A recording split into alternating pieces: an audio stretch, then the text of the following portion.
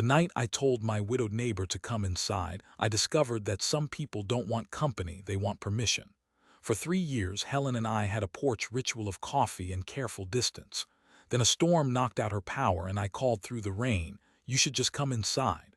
She looked at me like I'd spoken a code I didn't know. Then she said, "I will," with the weight of 4 years of waiting. In that moment, I realized I had opened a door I never knew was there. My name is Daniel, and I'd lived next to Helen for 3 years without ever understanding what we were to each other. Not strangers, not friends, just two people sharing a property line and a deep, unspoken loneliness. Her husband Frank died 4 years ago. We never talked about it directly. But every morning she'd be on her porch with coffee, and I'd wave from the driveway. That was the entire relationship. Until the night a thunderstorm cut her power and my careless invitation suddenly became something neither of us could take back. That Tuesday evening started quietly enough. The forecast had been threatening a storm all day, but Helen was still on her porch when I pulled into the driveway, coffee cup cradled in both hands. I waved. She nodded. That was our ritual, a neighborly shorthand that had survived 3 years of careful distance. Frank had been gone for 4. I remembered the morning she'd asked me to help carry his old armchair to the curb. She hadn't cried, just stood on the porch afterward, staring at the empty space. I didn't know what to say, so I said nothing. That silence became our foundation. From then on, we lived 20 feet apart but never crossed the invisible line between polite and personal. Until the storm, nothing had ever tested it. The power flickered twice before her side of the property went dark. I saw her silhouette through my kitchen window, fumbling with a flashlight that kept betraying her.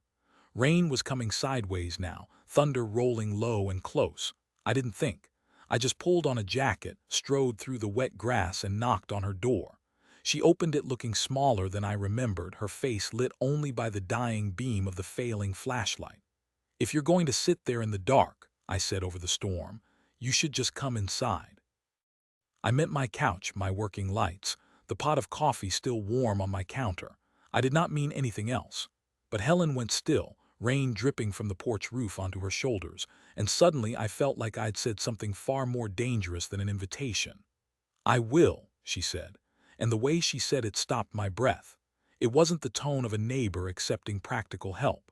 It was the sound of someone releasing a weight they'd held so long they'd forgotten life without it. She stepped toward me, slow and certain, and I instinctively moved aside to let her in. She crossed the threshold and stood in my hallway, dripping water onto the floor, the flashlight finally dead in her hand. I closed the door against the storm, and for a moment neither of us spoke. The silence between us had never felt like this before. It wasn't empty. It was full of 4 years of grief, 3 years of porch waves, and one sentence I'd blurted out without understanding its power. I didn't know it then, but that single step across my threshold had just dismantled every wall we'd spent years building. And as I looked at her standing in my dim hallway, rainwater tracing lines down her face, I realized I had no idea what I'd just started. I took the dead flashlight from her hand and set it on the hall table. Neither of us said anything for a long moment.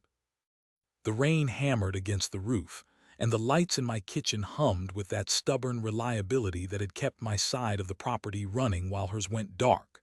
Helen stood there, dripping on my floor, her arms wrapped around herself in a way that looked more like protection than cold. I grabbed a towel from the bathroom and handed it to her. She took it without looking at me, pressing it to her face first before drying her hair. The gesture was so private and practiced that I realized she'd been crying recently. Not now, not in front of me, but sometime earlier that evening. Maybe before the storm even started. That was the first thing I learned about Helen that night. She had a whole life of grief I'd never bothered to notice, and it was happening 10 yards from where I slept every night. "Your coffee's still warm," I said, because I didn't know how to ask the real question. I made a fresh pot before the storm hit. She followed me into the kitchen, moving slowly like my house was foreign territory she needed to map. She sat at my small table, the one with the wobbly leg I'd been meaning to fix for 2 years, and wrapped her hands around the mug I poured for her. She didn't drink. She just held it, staring into the dark liquid like it held answers I couldn't see. Then quietly she said, Frank and I used to sit in the dark during storms. He said it made the thunder feel closer. Like the whole world was collapsing around us, but we were safe in the center of it. She looked up at me. I haven't sat in the dark with anyone since. That hit me somewhere I wasn't prepared for, because I knew that feeling, the one where a shared silence becomes more intimate than any conversation. I'd had it once, years ago, with a woman who'd left when I'd started to believe we were permanent, but I hadn't felt it since. And hearing Helen describe it with such simple honesty made me realize how much I'd missed it. I sat down across from her, suddenly aware that this wasn't just a neighbor helping out during a power outage. This was two people who'd been circling each other for 3 years, finally in the same room with no excuses left. Frank was sick a long time, she said, still not looking at me. 2 years. He wasn't the man I married by the end. The disease took pieces of him, slowly at first, then all at once. One day he couldn't remember my name. The next he forgot how to swallow. I was his wife and his nurse and his ghost all at the same time. She paused, her fingers tightening around the mug. When he finally went, I didn't know who I was anymore. I'd been taking care of him so long that I'd forgotten how to be just Helen. So I sat on the porch, every morning, with coffee, because that was the only thing that felt like it belonged to me. I didn't interrupt. I just listened because I understood something in that moment that I hadn't before. The porch wasn't a habit, it was a lifeline, and I'd been part of it, waving from the driveway, never once asking if she was okay. Then she looked at me directly for the first time since entering my house. "You were the only one who never asked me how I was doing."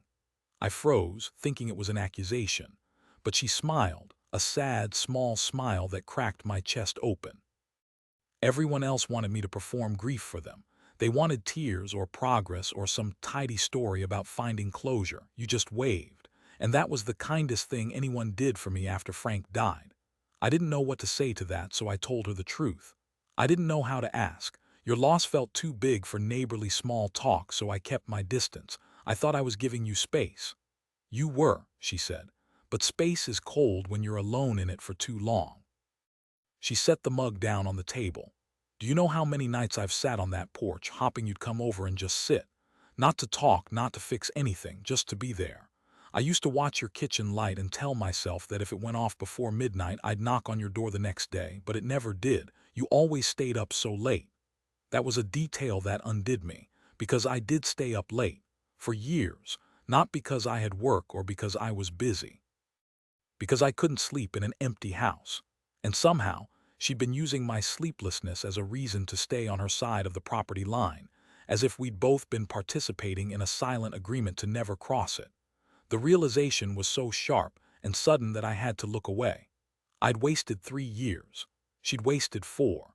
And the only reason we were sitting here now was a thunderstorm and a dying flashlight. But here's the thing I learned about people who have been lonely for too long. They don't trust good things easily. So just when I thought we were finally breaking through, Helen did something I didn't expect.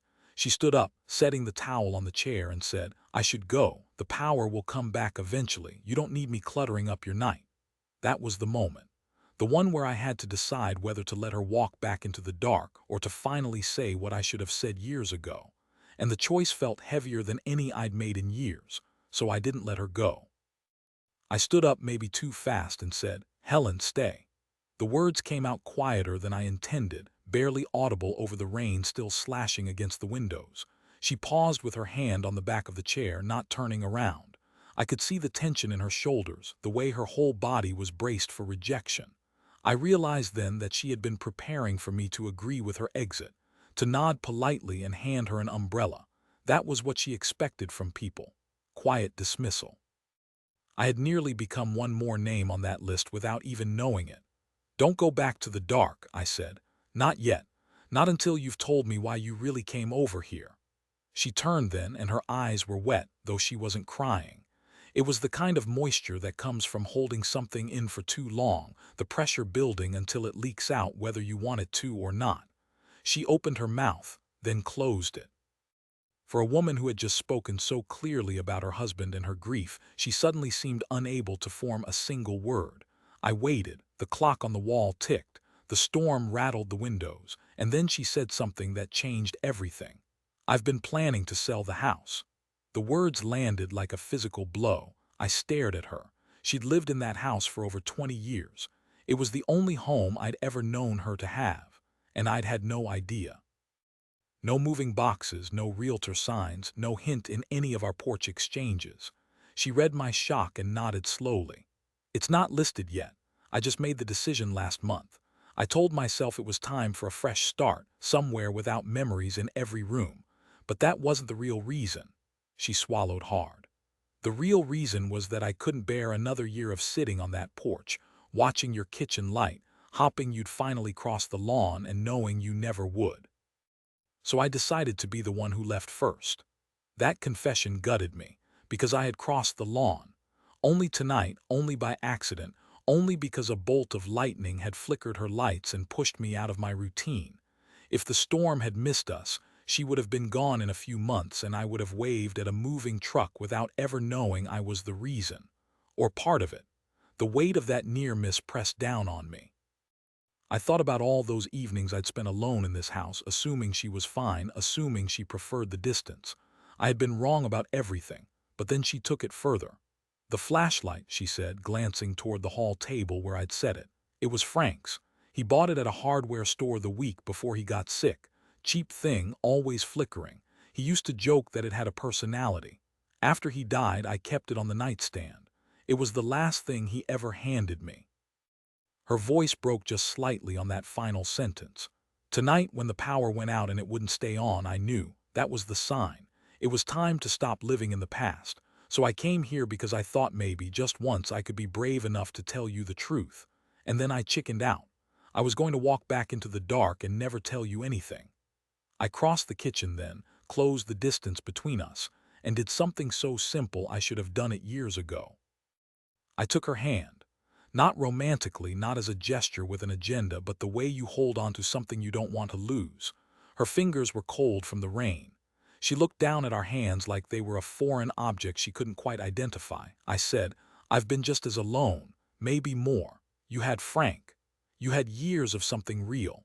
I've had this kitchen and a string of bad dates and a phone that only rings for work. The only person I've consistently talked to for 3 years is you, and I couldn't even get past good morning. So don't sell the house because of something I was too stupid to do. Please, don't make me go back to an empty neighborhood. The silence that followed was the most honest silence I'd ever been part of. Helen looked at me, really looked, and for the first time that night I saw her not as a grieving widow or a distant neighbor, but as a woman who had been holding the door open for years, waiting for me to walk through it. The storm outside was finally beginning to let up, the thunder rolling away into the distance, but inside my kitchen something even bigger was just beginning. She didn't sell the house. Not that winter, not the next spring, not ever. Instead, Helen stayed on that porch the following morning and the morning after that, and for the first time in 3 years, I didn't just wave from the driveway. I walked over with 2 cups of coffee, sat in the empty chair beside her, and did nothing but be there. That small change, 2 chairs instead of 2 houses, rewired something fundamental between us. We started talking the way we never had before, not about weather or deadlines or whose garbage can had blown into the street, but about the actual texture of our days. She told me about the way Frank used to hum off-key while reading the newspaper, a habit that drove her crazy until the morning she woke up and realized she hadn't heard it in weeks. I told her about the woman who'd left me because I was too steady, too predictable, too much like a life she wasn't ready for. The more we shared, the more I understood that our porch ritual hadn't been avoidance. It had been 2 people circling a truth neither was brave enough to name. A week after the storm, she invited me to dinner at her house. I crossed the lawn at 6:30, the same lawn I'd crossed 1,000 times to get my mail, but this time the distance felt shorter. Her kitchen was warm and cluttered in the best way, cookbooks with cracked spines, a ceramic rooster she'd had since her honeymoon, a jar of Frank's favorite hot sauce that she still refused to throw away. She made lasagna from a recipe she'd perfected over 20 years. As I helped her set the table, I noticed the flashlight had been repaired. It sat on the counter, polished and bright, its flicker finally fixed. "You kept it," I said. She glanced at it and smiled. Some things are worth saving even when they're broken. That sentence landed heavier than either of us expected, because it wasn't just about the flashlight. It was about Frank, about her, about me. It was about all the things we'd lost and the terrifying possibility of building something new from the pieces. The months that followed were not a whirlwind romance. They were slower, gentler, two people in their 40s learning to trust again. We didn't rush. We'd already wasted years. A few more weeks of careful discovery felt necessary. I learned that she loved bad sci-fi movies, the ones where the special effects were laughable and the dialogue was even worse. She learned that I baked sourdough on Sundays and always made too much because I'd never adjusted the recipe from when I was feeding a family of 4. We filled in the gaps of each other's lives, not with grand gestures but with small consistencies. A text in the middle of the day.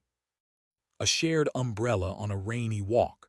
A quiet understanding that loneliness didn't have to be a permanent address.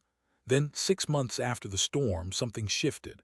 I came home from work to find a realtor's sign on her lawn. My stomach dropped. I thought she'd changed her mind, that the past months had been a kindness rather than a commitment. I stood on my porch, staring at the sign, and for a full minute I couldn't breathe.